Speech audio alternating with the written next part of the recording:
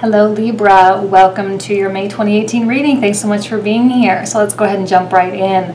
You guys need to give yourself credit for all of the amazing spiritual progress that you have made, because oh my gosh, Libra, you with all this Aries stuff, Uranus in Aries for the past 8 years in your opposition, that's a big deal.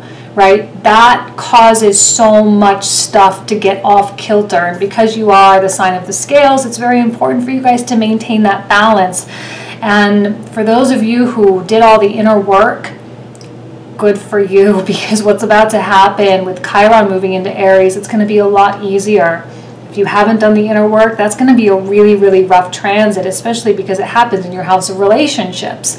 It's not a good idea to expect anyone else to fulfill that balancing of the scales. That must happen internally. You're dealing with a difficult kind of harsh person or harsh situation. And in the comprehensive reading, we do delve in more into who this King of Swords and this King of Pentacles really is. And they're not a bad person, but I don't think they've done the self-assembly needed or self-assembly necessary. And as this Chiron moves into Aries and Taurus moves and Uranus moves into Taurus, they're going to be really, really challenged and project a lot of stuff onto you. It's really important for you to maintain that beautiful light inside of you as much as you possibly can, to keep your vibrations as high as you possibly can. There's no need to be afraid, okay? Because you're entering in a whole new era or a whole new chapter in your life that's very, very exciting. And you have this knowledge that you've accrued over the past several years to help propel you forward in ways that you can't even begin to understand. We still get 4 aces. Libra, you've had 4 aces for you've all these aces. It's like the universe has just been throwing stuff at you. I am wondering how much of those opportunities you've actually taken, because I feel like maybe you felt like you weren't ready. You guys are ready, whether you feel like it or not. And I know that there's some fear operating under the surface there. And the minute you get out of your comfort zone, there could be like this, oh, what do I do? Freak out. You know, and as a Libra ascendant, I totally get it. But you guys are totally ready, so embrace it. We've got the Saturn and Pluto retrograde happening in Capricorn, fellow cardinal energy. This is all the karmic stuff. But you know what? If you guys have been doing all the work I'm talking about, karma can be beautiful. Karma can repay you in really amazing ways. The ultimate goal is to break free from karma together as a collective, right? So if you're dealing with someone who's got some bad karma that they're working out, which I suspect you do, and you'll see that in the comprehensive, they've got their bad karma that they're trying to work out, and don't let them take it out on you. That's absolutely not fair to you, because I think there's a greed aspect there that kind of, has kind of crept out a little bit, and that's totally not fair. And you guys, we've got, again, the Uranus entering Taurus, Chiron in Aries now, the Sun moving into Taurus as well, which is going to give us a nice groundedness and a nice stability that's going to really help aid in a lot of these sort of more harsh situations. Okay, so good luck. You guys are going to be fine. I'm so excited for you though. All right, thanks. Take care. Hello Libra.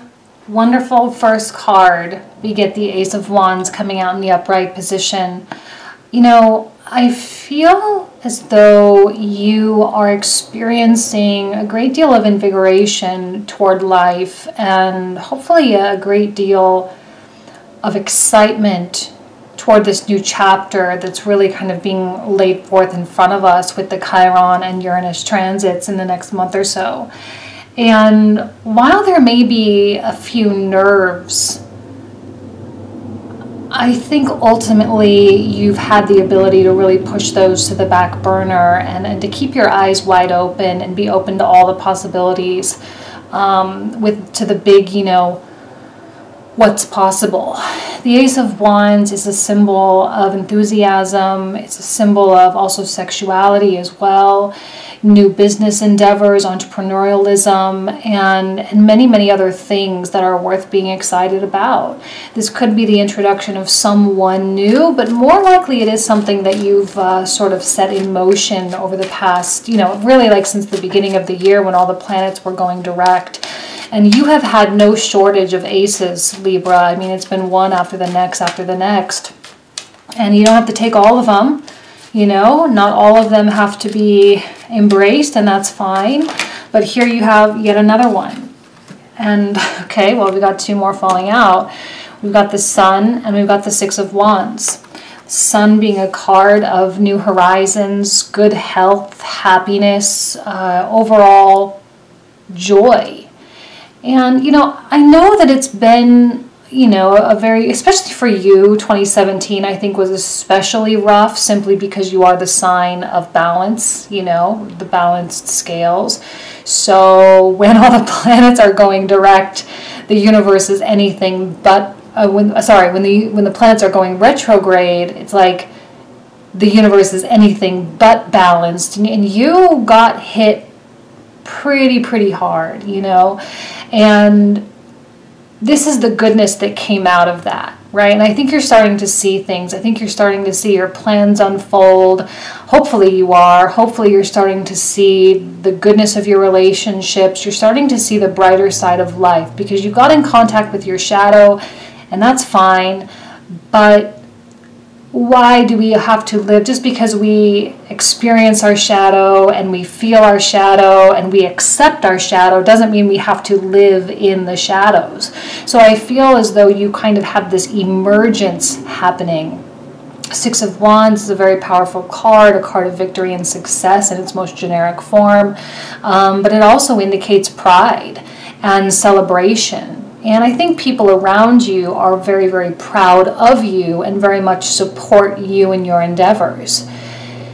There seems to be this, now I often see this as a warrior coming home, but in this particular instance, I don't know why, I feel as though this warrior is being sent off, you know, and it's the big send-off party. And there are duties and things that need to be done. I feel as though you've come in contact with some form of divine work. Maybe you have connected with a higher version of yourself in some way over the past month or so, especially during the Pisces season. And you feel as though you are being called to do and perform certain tasks, whether that's being very service-oriented in the humanitarian area, whether that is, you know, helping counsel people, whether that's just being a good friend where maybe you weren't being a good friend before. You know, I don't know what it is for you independently, but I think generally speaking, Libra has come in contact with that higher purpose, okay? And if you haven't, and you have no idea what the heck I'm talking about, it's very possible that that's something that will come to you very shortly with this Chiron and Aries transit.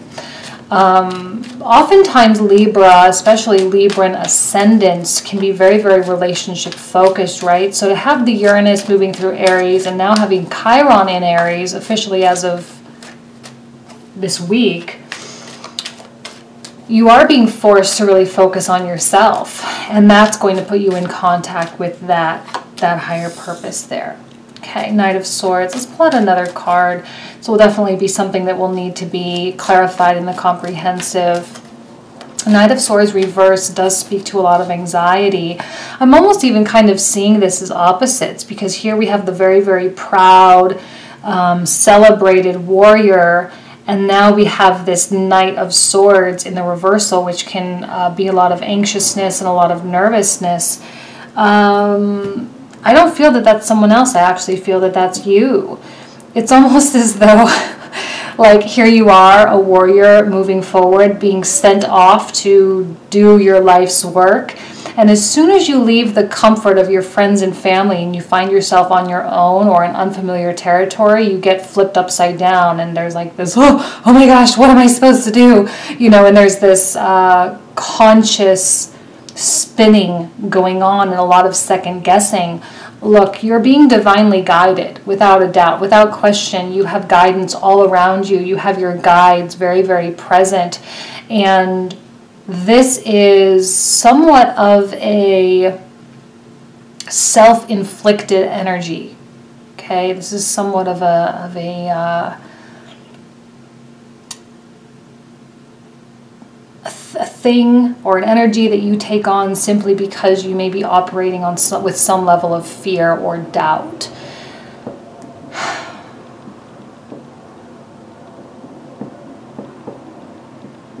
I feel like your futures have been rewritten, that you have been living your life with some form of goal. Like, this is just one example, and it absolutely will not apply to everyone. But since you're Libra, I'm going to put the, you know, relationship spin on it, okay?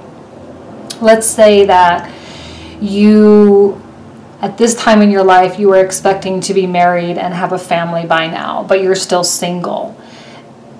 I feel like the future being rewritten is kind of like this acceptance that maybe you really are meant to be alone, or maybe you're meant to have or to live a non-traditional kind of life. Now, again, that's not going to be for everyone. That's just one example. But now you are looking at this different kind of future. You're looking at this different kind of outcome, and you're thinking to yourself, like, is that really so bad? And I think there's a part of you that's no, let's do it, let's get there, let's do what we got to do. And yet there is that part of you that's like, oh, but this isn't what I wanted, you know. This can be a somewhat abrasive energy at times, the Knight of Swords reversed. And I know you guys are seeing it upright. I know you're seeing it, you know, the opposite of what I'm seeing it. But, you know, the Knight of Swords reverse can be a little bit aggressive and is very prone to projecting a lot of those fears and expectations onto other people. And it's very important for you to be aware and to be very, very mindful of how you interact with other people. Libra can be harsh at times, you know, when their scales are not balanced and they need someone else to balance their scale, or they feel like they need someone else or something else to balance their scale. It can be a little bit of a, you know, there can be harshness there until that other scale sort of gets fulfilled. The Ace of Pentacles, and then the King of Pentacles reversed. See, these aces are things that you've created. Again, no shortage of aces. You guys, there's so much around you.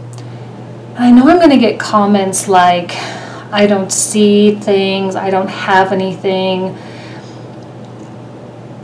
I would argue that. If people are arguing with me in that way, I would argue back, and I would say, no, maybe you're just not embracing them, maybe you just don't want them, maybe you're not seeing them. But obviously there's things coming to you, whether it's a work opportunity or a financial opportunity or some kind of new passion, new kind of endeavor, and essentially this is a whole new chapter, you know. And because you guys are Libra, you've got Chiron moving into your 7th house, the way you relate to other people is going to be very much challenged, even more so challenged than it has been the past 8 years with Uranus there. And here we have someone, a King of Pentacles, which I don't feel is you, but you're both in the reversal. So I feel like there's this feeding off of one another, and this will definitely be clarified in the comprehensive as well. But the King of Pentacles reverse can often be very, very stubborn and very fixed, right? It's the Taurus energy. Now, it doesn't have to be a Taurus. It can be any sign. But anyone that has a heavy Taurian quality, which we can all take on at different points in our life, you know, they can be, I mean, you can bang your head against the wall until you crack that wall wide open, or your head wide open, God forbid, trying to get this type of person to do something that you want them to do, and they're just going to let you crack that wall open. They're just going to let you do that because they are not about to budge simply because someone else wants them to budge. And maybe that's why you are reversed here. Maybe that's why there's that fear and that doubt, is that maybe you are on your own, and maybe you can't bring someone with you, or maybe you can't get someone to do something that you need them to do, right? And so that responsibility of balancing the scales within you lies solely on you. And that is essentially what your scales truly represent. And, you know, as above, so below, as per the law of correspondence, right? So your internal scales must be balanced in order for you to have a balanced relationship, in order for you to have a balanced friendship or a co-working partnership. It has to come from within first. And the universe is not giving you, I mean, there's no shortage of opportunities for you to do that. This is to satisfy your material needs and your material goals. And this is to fulfill that spirit and that will and that inner drive and motivation for you. And being an air sign, you know, being very cerebral in nature and very mental in nature, you may overthink this a little bit too much. I would say that Aquarius, Gemini, Libra are all prone to overthinking, but Libra especially, because there's that constant state of deliberation. And not all Librans are indecisive. However, when I get a sword card that it's reversed, I am prone to think, okay, well, there could be some indecision going on. So it might be as simple as stepping back or doing a meditation or a series of meditations in order to really help put this particular relationship in perspective. You know, these are a very awkward match, right? This is actually a Gemini card, and this is actually a Taurus card. And when we think Taurus and Gemini, I wouldn't normally put those two signs together. I'm not saying it couldn't work, but I'm just saying normally it would be a challenge. You know, the initial integration might be a challenge. And so you're being forced to look within, and they're being forced to look within. I do question any king. Any of the kings that come out, if they're out reversed, I'm like, I really question whether or not they are willing and able to do that introspection that's necessary, because there's like that pride, and here's a card of pride as well. So it's almost as though they are being a little bit more ego-driven. A mutable sign or a mutable quality, and guys, I know that you are cardinal, okay, but this is the Gemini vibe. The mutable aspect here versus a fixed aspect. You know, this one is always like, let's go, let's go, let's go, let's do, and let's make things happen, and let's make the changes, and yada, yada, yada. But this one doesn't really want to make the changes. You know, this one wants things to remain consistent and wants to remain exactly the way that they are. And unfortunately, you are being pushed a little bit to some kind of a limit, I suspect. You know, you're being pushed to a limit of how much you're willing to put up with.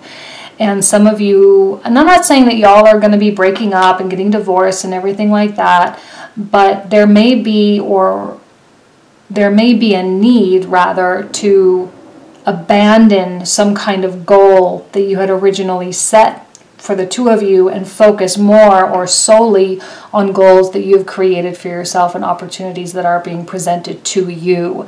Whether or not this person wants to come along and be a part of it is really kind of their problem. I think that you're more than happy to have them along, but at the end of the day, you can't make a King of Pentacles budge if he doesn't want to budge.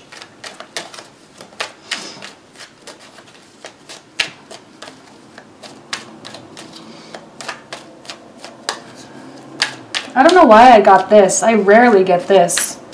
But in my head, I was like, there is this greed aspect here. There's a greed element. I don't know how that's going to speak to you. Please don't let someone else be greedy at your expense.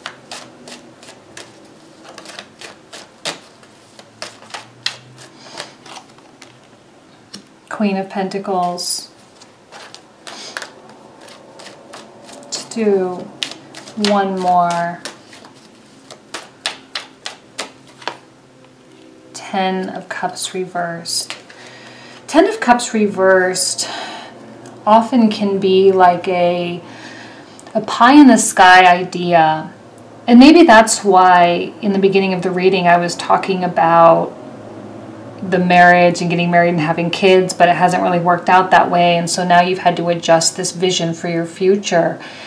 And you may find it beneficial to set merely a few goals, maybe some more materialistic goals or more spiritual goals. Actually, it would probably be better for your own spiritual development, and let the other things sort of fill in as needed. The romantic stuff will fill in. The friendship stuff will fill in. The work and money and career and reputation and health, that stuff will fill in.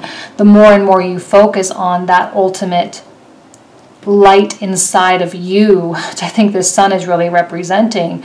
It may have been a light that was very, very, or felt very diminished over the past several years. You knew it was there, you kept going, you kept working, and that's not to say that nothing worked out. I mean, there was still obviously commercial progress in the world, but I think that it is now officially time for all of us to get in contact with that sun within our souls, right? And whatever idea you had, it's a good time now to release that idea, because an idea is merely an illusion, right? And our reality is merely an illusion. And we can sort of create, so to speak, whatever kind of reality we want. It's malleable. We can change and we can fix it. I think that this Knight of Swords is being a little bit too harsh on itself. And gosh, Libra, with Virgo in your 12th house, and Virgo being, you know, right, the sign right before yours, I mean, you can be very, very hypercritical of yourself, and there's no need for that, because you are extremely valuable here. You are extremely capable of manifesting whatever kind of life you really, truly want. And if someone doesn't want to be a part of that, then it's time for you to really leave them behind, because I think their vibration is actually quite low and it's dragging your vibration down. It's important for you to be cognizant of your vibration and center yourself or surround yourself with people that are on that higher, more spiritual plane, because they know and they will support you. Like I said, they will support you in your new chapter, and there's no need for you to be fearful and doubtful, because these people, these new groups of friends, or this new environment, hopefully, in which you're finding yourself, seems to be cheering you on to help you really understand how the world really works, how financial wealth is really possible, how true love is very possible, how a beautiful family is actually possible, right? Because it doesn't come from forcing something that doesn't want to budge. It comes from the ultimate light source, okay? I know that's really high level, and I know I don't always go there, but Libra, I just know how much self-improvement you've done, and I know how much self-improvement you are maybe likely to have to go through because of Chiron coming in opposite against you. So there's still stuff, there's still a chapter ahead of you that can propel you so much. Like, if you look at how much you've grown since 2010, can you imagine how much farther along you'll be in 8 or 9 years from now? Like, if you keep going at this rate, you are going to be like a Queen of Pentacles. You are going to be a queen of the world, right? A queen of her resources, a queen of her material. And I know there's men out there watching, but this is you as well. Queens are the creators, you know. These guys are the ones that kind of keep things going and maintaining, and these are the ones that sort of bring in the new seasons, right? That bring in the new eras. Don't be fearful of closing out this era and bringing in the new one. That's kind of, you know, this is actually in your element. This is a cardinal energy. And when I say being in your element, I mean doing what you do best. You're responsible for bringing in autumn, you know, and this is the one that's responsible for bringing out spring. So it's like that transition of seasons for you. You're totally in your element, so there's no need for you to be afraid. Yeah, I think you're afraid of closing out a chapter, though. Again, doesn't mean y'all are getting divorced, doesn't mean if you're in a committed relationship that you're breaking up, but you have to acknowledge your spiritual evolution that's been going on, and how that spiritual evolution is affecting your relationship. If that significant other of yours is not doing that evolution too.